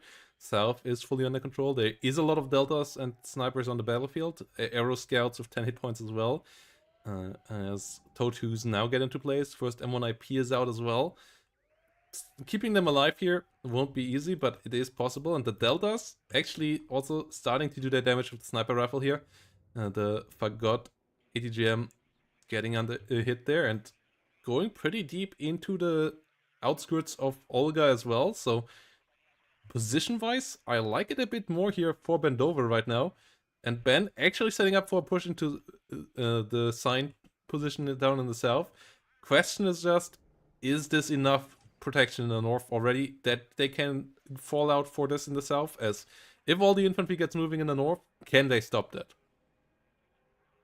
I have a feeling that with this short reinforcement road and the fact that there are both tanks and like fast-moving 7.62 machine gun teams, that I think this can hold, but it does mean that two sides have to be controlled at the same time, and the ability of a division like 4th to have these MiG-21s out here, for instance, means that both the attack and the defense need to have good enough air coverage. And that's not necessarily going to happen. That's a lot of extra money to be spent just because of the threat. But also, this means now 2 more MiG-21s, as it was revealed that there is nothing covering for them. And Pivas is going to take time to arrive. Yeah, no. But there's an OH-58 around again, but only one this time. And the MiG-21s both get a decent bombing run. The one in the north didn't get a kill, Well, one in the south, though, finds an arrow rifle that tried to go deep. Ooh, the Puck actually getting killed off by the Humvee TOW here, as it doesn't see anything. The Humvee Delta Special Forces here killing off it on the long range, and a good amount of infantry get killed off in the north as well. So, in the end, the MiG-21s got some damage, but the trades on the ground were once more great for Bendover. And now with F-15s coming in, with pivots coming in, the air control might get decent enough that the next MiG-21 run won't be as profitable. So I like this position actually for Bendover, especially as they have such a big flank in the south. And oh goodness, that Chinook raid is potentially scary for both sides though, as there is a Shilka. And if the Shilka gets on top of all of this, this could be devastating losses. These units are expensive. Both the Green Berets ODAs and the arrow rifles. And oh no, the quick fix immediately gets shredded. Shilka gets spotted last second, but can the Chinooks land? Nope, one is down. The second one flies too close as well. Oh no, this is a complete disaster here for Bendover. A bit too greedy. OH goes down as well. That was just 4 minutes of income completely shredded within a couple of seconds there across the map. And this is a pain. Yeah, the Moto Aufklärer getting moved in to block the Humvee driving in. If the Delta had managed to get in there, the Delta could have taken out the shield car, at least forced it to move around, forced it to fire, and bought a few extra seconds. That seemed to be so perfectly organized, and the Moto Aufklärer completely shutting it down. Now, the second attack, up north, we are seeing fire support in form of the PAC MT-12s, and some BMP-1s. These are SP2 variants, which means 30 points, so not the cheapest, but also not the most expensive, not prohibitively expensive, and still better than enough, especially attacking these Aero Scouts and M60s. Yeah, and this was such a big disaster. If this would have been a real-life event, they would have made a movie about it called Chinook Down, as that was just devastating here. Eagle in the north, goes down as well. MiG-29's trading pretty decently. MiG-21 goes down. Pivot, can it find the MiG-29 over here? Not quite, so in the end, a decent trade there in the air as well. And yeah, this in the south threw away all the advantage and more for Bendover. And Bendover will have to play ball and will have to play defense here for the next couple of minutes, as this was just a good bit too much at once there. Gambling so hard, and one Shilka ruined everything. So holding out against the red forces now won't be easy. MiG-21's doing a good job here. Pivot not able to hold out as the OH helicopters flying around. But the F-15s, you can't afford to let them go out on their own here. Like in this game, the MiG-21s now can start devastating you. You want to usually have 2 of these F-15s around so that they can snipe the enemy a bit better and don't get sniped like they did here earlier. But this is hard to afford at this stage, as so many reinforcements need to be bought for the ground as well. And this M1IP basically has to lift this whole game on its own shoulders now, as otherwise this north is in a lot of trouble. Yeah, this is a perfect situation for Fourth. Fourth can do infantry attacks on close range, and it can build a wide front line of Concourses, of Fagots, and of the PAC-12s. The engagement ranges are such that the T-55 AM2s can threaten and the front is wide enough that they can threaten the side armor of the IP Abrams. And meanwhile, the Abrams has to be constantly microed, constantly supported by anti-air, because it is so crucial here. Losing, like the chaparrals are now coming in, and even mortars in large numbers, which will likely be crucial in smoking off some of those anti-tank positions. But yeah, right now there's a single sniper and a single aero scout here. If the wide front push of Moto Aufklärer on the sides and Spec Ops in the middle goes through, getting a good RPG round into the M1IP. A T-55 M2B is there as well. Oh no, the RPG finishes it off. M1IP overstayed its welcome there. The good German AT on the Watschützen doing the job there. The RPG 7VL finding the kill, and this is likely it, as that M1IP was all that hold this run together. The TOW 2 here desperately trying to get some shots out, but it's out of ammo now as well, or nearly is. One more round remaining. The pivot goes down now too, and There's just so much red and so little blue here. Smoke mortars, yes, they're all nice if you have a front line, but the lack of front line here is going to make this a pretty tough hold now. Oh no, the sniper gets spotted by the Sprengtaukers, and the last ATGM gets shot by the TOW 2 here. And yeah, right now it's just gonna be the fourth is gonna be able to fight with initiative and with superiority. All the units around here are high veterancy, at least most of them, and the high veterancy with the East Germans, of course, cumulates because of the resolute trait, which gives them an extra level of suppression resistance. And this, in practice, this just means that they are going to be doing more DPS than the Americans. The Americans don't have resolute and are generally at veterancy 1, even though, of course, the Green Beret ODA will try to do their thing. Yes, and the Mordschützen here now coming in. The 152mm artillery piece is doing a pretty decent job as well, pushing on forward now. And yeah, the lack of pressure on the south now allows Germany also to all in into the north. As yeah, that push just being so devastated. Yeah, a bit too aggressive. Like the helicopters, if they would have landed a bit more conservatively, the infantry could have still pushed on and taken that spot there. It was not enough there to hold them off, but it was all a bit too deep, a bit too fast, and it got punished so hard there. Yeah, Sprengtaukers on satchel charge range, doing a short work of the Aero Scouts. Would you say, Protoss, that this map is actually pretty badly designed? Because every time when people try to do that kind of stuff, try to expand the horizon a little bit, they push the overturn window into more of a wider whole map fight, they get punished immediately by a single AA unit. And forcing the map is punishing Bendover here. Bendover should have known his place, not to question the meta of always going single lane up here.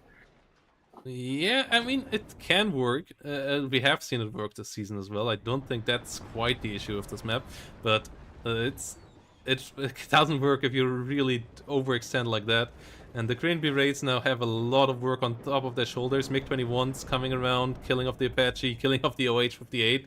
And so yeah, the AA network just fell apart as well. The single MiG-21 kill there is not enough to compensate for any of this. And the Aero Scouts and Green Berets, they are still trying to do the work. We see the 81mm mortars now trying to help out in this fight as well, but there's so many T-55s, Rapiras and everything, and the mechanized forces on the other side are basically non-existent. AA here is in a pretty good spot as well, so the Phantom's most likely gonna have a bad time as well. MiG-21 at least goes down, but yeah, the ODAs got taken out there. CV goes down for now, but there's so much behind us still pushing forward. T-55s here with all the firepower taking out the infantry, and this is just going to be it. There is no way this holds on. Yeah, this is the units on board here will even if like I think Jeremy at this point could probably just leave the game running and give orders, and the trades will still go for the East Germans. They're just in such a better position in every way. Strela taking hits against the Apache ATAS. Apache ATAS could take some vehicles out here, but there's no way that it can fly close enough to actually use its cannon. Yeah, the Hellfires also start with a couple terrible misses there. The Dab here trying to help out against the Mordschützen, but it's just the number game by now, so heavily in favor of one side. F-15 here going really deep, flying directly over Coops and Strelas and eating a good amount of them. MiG-29 doesn't get hit, can turn around, and that's most likely it, yes, for the F-15. And this is just not going to go anywhere from this point on. Like, air superiority was the one thing that you can't give away as 101st in this matchup.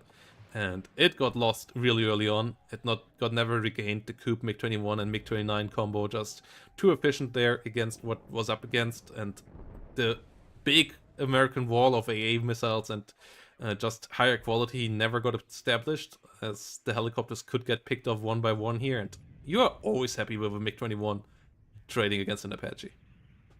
Yeah. Oh, yeah. No, it's a great way to remove a minutes of your enemy's income while you yourself knowing that, well, I can still do this 2 or 3 times, considering how many MiG-21s you get per card.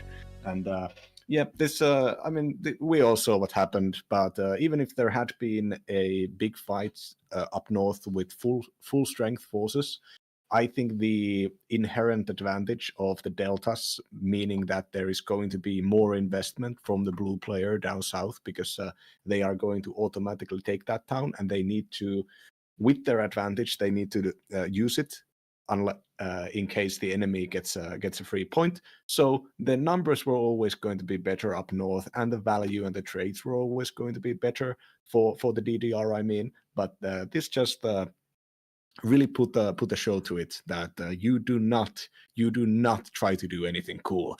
Two Lakes is not a map for cool play. Yeah, Shilka really getting the MVP there, and yeah, if it would just have been slightly more conservative there, but Bendover not the guy for conservative plays here. It seems it worked out last game. Like they were pretty aggressive with the setup with 101st last game as well, and it worked perfectly there. But obviously, fourth is a pretty aggressive deck as well, and you maybe have to take it a bit slower there and set up that a network a bit better, though then you lack the fire support. In the end, really a tough matchup and really well navigated here by our player in red. And that means Jeremy now is on match ball, so Bendover has to now get the next 2 games in a row. Otherwise, this is going to be it. We will see if game number 4 is Jeremy's triumph, or if Bendover can come back from that. So a quick break, and then we're gonna be back with the next one.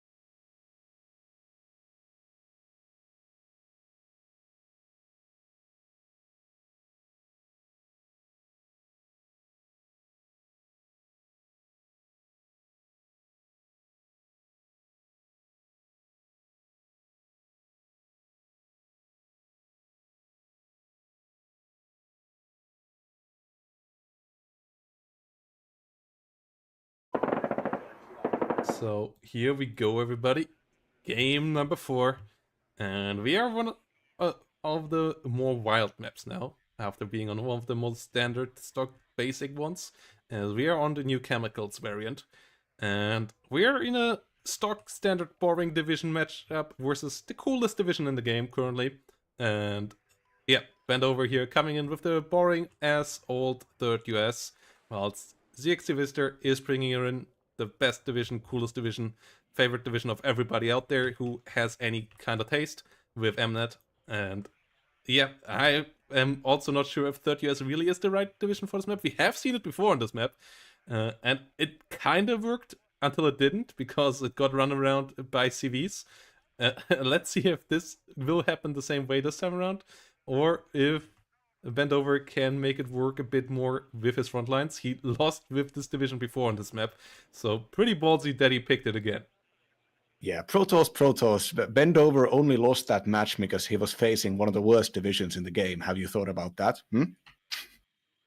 So yeah, but it was up against Medi, and Yeah. let's see if Jeremy can do a similar amount of shenanigans around the third US here. And also, guys, if you want to play in something like this, if you want to be casted by us, sign up for League Season 4. It will start in June. You can find up the sign-up links in the chats right now. So yeah, just follow that link, get yourself into the next season. And if you're a new player, you will be put into Division 4, into a safe spot there, where you can learn the game in the competitive scene and get some experience. If you're a higher ranked player and you want to get into the competitive scene, you will be slotted higher as well. So everybody is welcome, no matter skill level, no matter if you're ranked number 1. We will have Skiffig, T-Man, and Jeremy, for example, joining us there as well next season. So a lot of high-level players here. Both of these going to be in Division 1 there. But yeah, you won't have to face them if you're not on a similar skill level. And everybody will have a good time.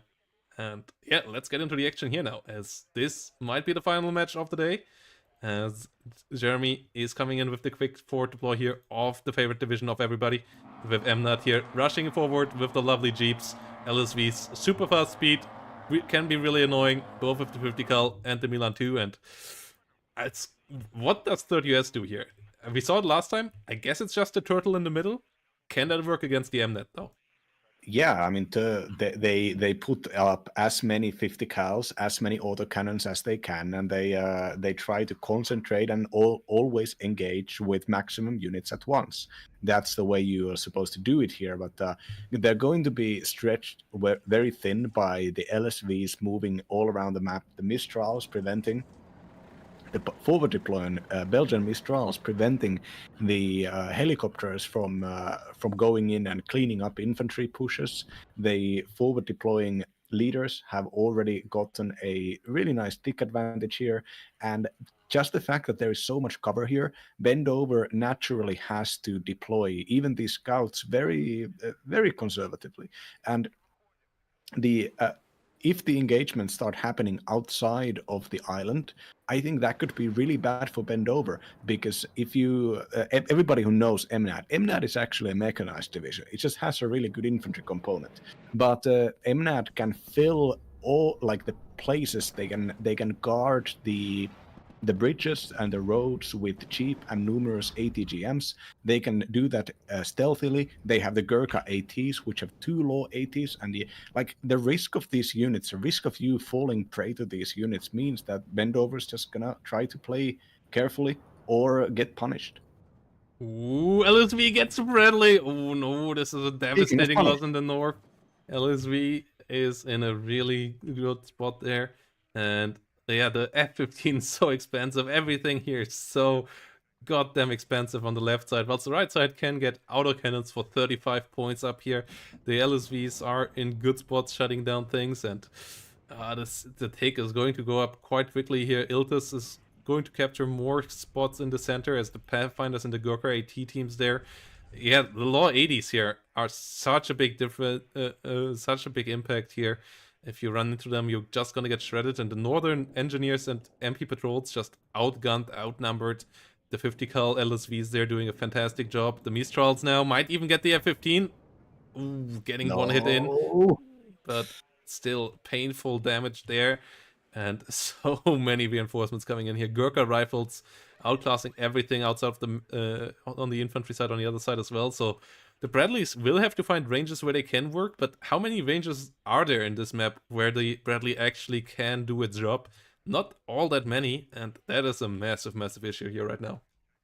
Yeah, and the Bradley is going to have to. The Bradley wants to be fighting behind a front line of infantry and recon, which is going to be difficult here, considering the infantry is more likely to get immediately yeeted away by Pathfinders with their special forces and their 4 medium machine guns, just absolutely ruining the fire teams here. Yeah, and yeah, last time around he got the KD to work from the get-go. This time around, that's not the case. Like, his Bradleys here are getting shredded, so he really needs to find a way to stabilize this. But how do you stabilize something against a +5? It's not really that easy. So you kind of need to get back up there in the north, get the tick back onto that zone, and he has a good amount of forces coming in there, but the LSV is still there. The infantry is still all around there. Chinooks with Gurkha rifles coming in as quick reinforcements. Bradleys and F-15s. Who can the F-15s find the Gurkhas? No, they're going for the cluster and F5, and they don't even get the hits there. It does not get killed there by the first shot rolls. Can they at least finally find a solution? Yes, but the Bradley in the north goes down already, and that means the push in the north is not going to happen, and the +5 is going to continue, and this is going to be problematic. 7-minute timer. It's a really short window of opportunity here where there will be enough forces for Bendover to actually start a push there, and he needs to find more kills here. Yeah, basically Bendover is absolutely never going back to the northeast point of Alpha as long as the attacks are going to stretch its resources on the island. And it doesn't, because the vehicles are so expensive, and the vehicles need to be out there on the offensive to deal with those Gurkha rifles and everything else. The simple, like, Milan 2 and Paragon group by is more than enough to push the rest of this island here. The Milan 2 preventing any of these vehicles from reinforcing them. Now even the bad Phantom, the one with 4 227 kilogram bombs, basically a nothing bomb loadout, and these guys can maybe stun and do half damage to 1 Gurkha rifles, but just the risk of getting hit by a Mistral here. It has 2 minutes of supply, like of rearming time. It is so bad in this situation. Ooh, cluster it doesn't get its drop off there, but yeah, flying over the Mistrals, and the Mistrals do their job. The KD is not going Bendover's favor here in any way. Paragon groups pushing deeper in the center, most likely running over the Bradley there. The northern push, 80 gun groups now popping out. M150 immediately goes down. M1A1 there on its own now, and the Phantom goes down as well. This is an absolute massacre, and this is not looking good for our player in blue whatsoever. Yeah, I mean, Ben has nowhere to move here. Like, every front line here is completely vulnerable. The Bradleys are allergic to Carl Gustavs and Law 80s. Paragon groups are cheap and fast deployed infantry with Carl Gustav and 3 machine guns, which means that it can solo any of the infantry in long-range fights, and it can also easily take out any Bradleys. Yeah, this was never going to happen for Bendover. Like that. Just the speed advantage, just the fact that you can stretch the blob. You take the enemy from the fights that they want to have, and you force them to do something else. And then after they get a few engagements on your terms, you have the initiative. Third Armored is so weak, and I think Bendover, I very much respect the cohesive strategy of always playing third here, trying to make it work. That I see the logic there. I get what's happening, but I am afraid that it's just too obvious of a strategy. It's too easy to counterplay against. And Jeremy got the MNAT out there and cruised through the game like it was nothing. Yeah, and gets through here with a 3-1 victory over Bendover.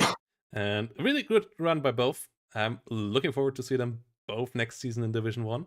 And I'm really looking forward to see Jeremy in here in a second, as he will join us now for a quick interview. So let's talk about these games. Let's talk about his journey over the last couple of weeks through this tournament, and in general, let's hear what he has to say.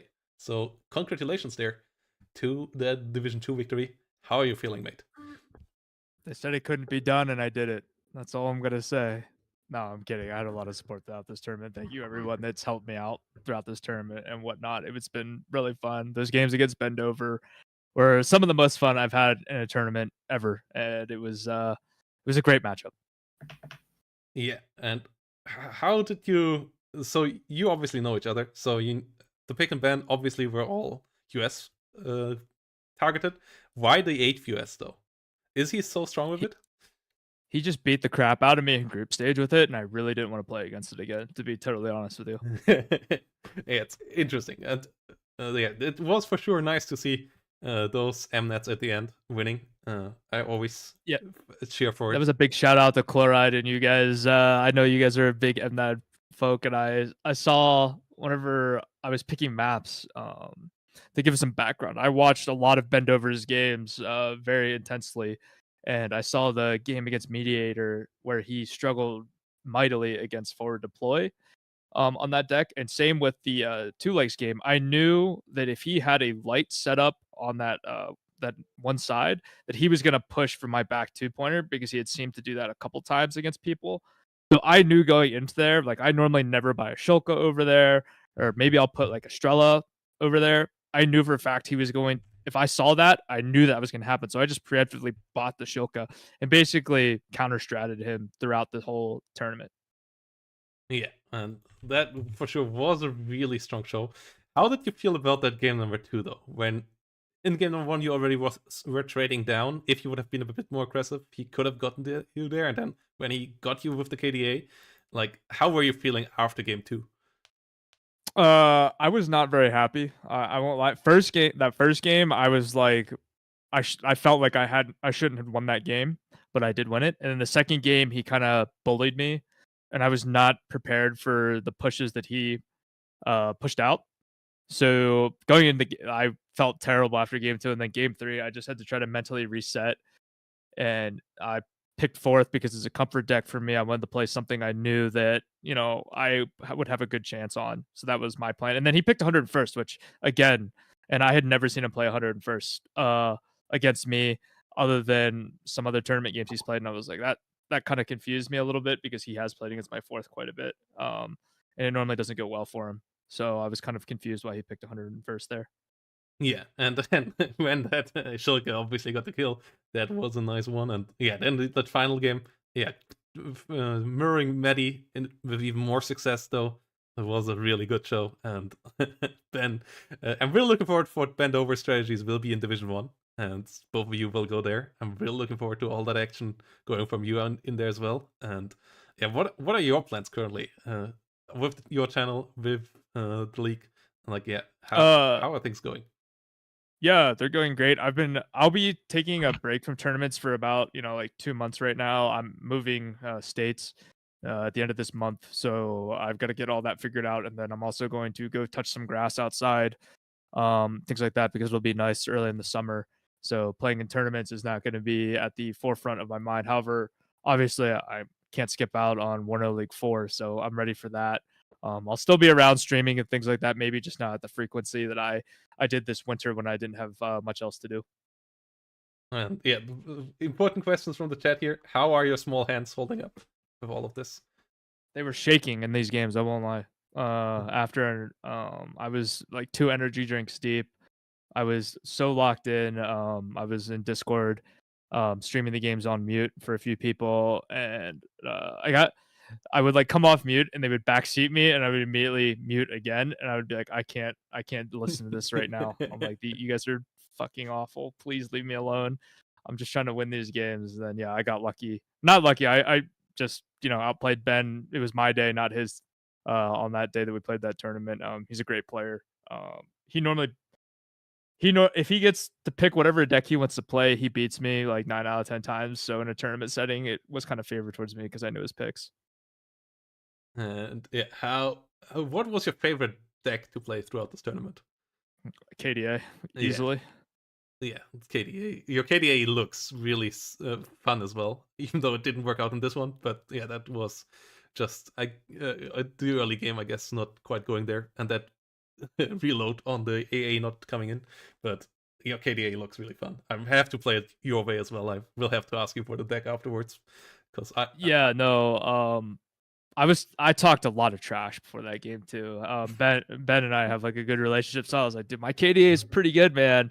Be careful, you know. And then he just proceeded to stomp me, and I was like, okay, my KDA is not as good as what I thought it was.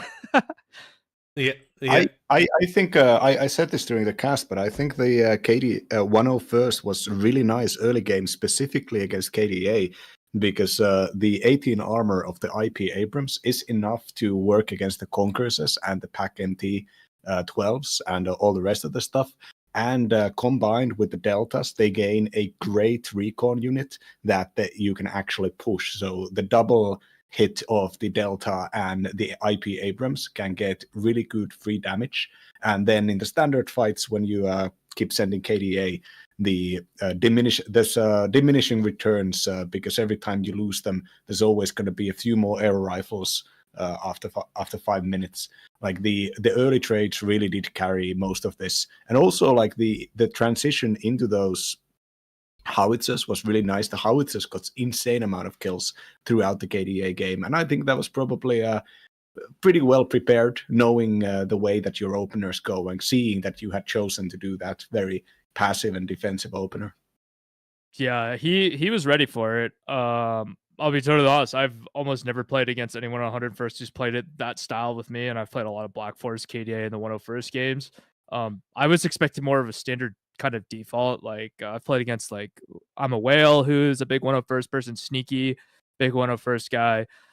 Played against a lot of them Black Forest, and I was expecting like a very, very default opener compared to what he presented me with, and I was not ready. I was completely on the back foot from the first minute and a half of the game, and I could just never get the KDA train rolling. Yeah, it was also the pivots, right?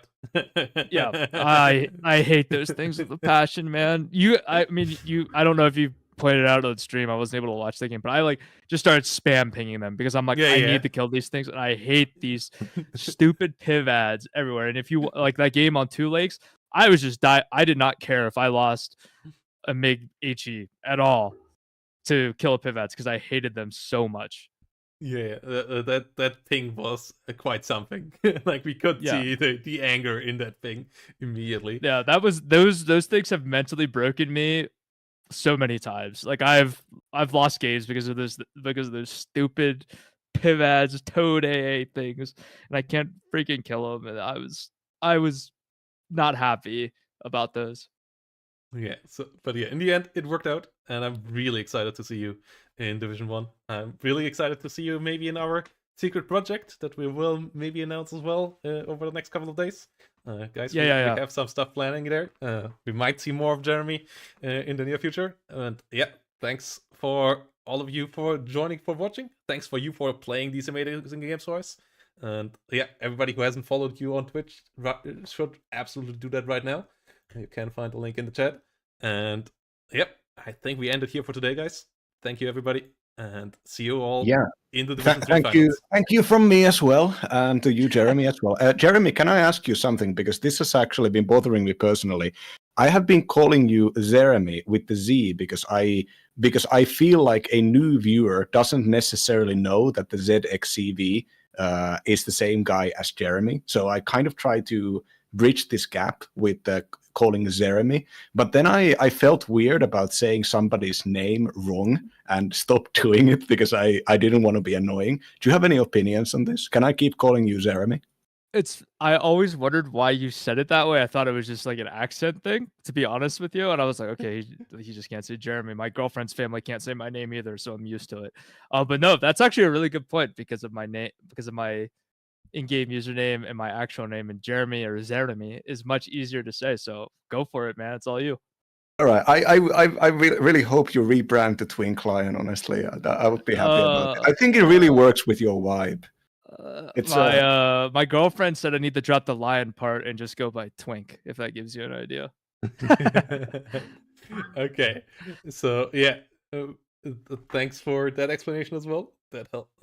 We're gonna see about all of that next season, guys. And yeah, let's send you over to another amazing streamer over there with Snow Wolfie, who always plays some fantastic WARNO as well. So let's have some of the best games in Division 2. Some of my favorite games were from Snow Wolfie. Snow Wolfie is like a true kind of Medi-like in that they refuse to play well and lean on the rule of cool.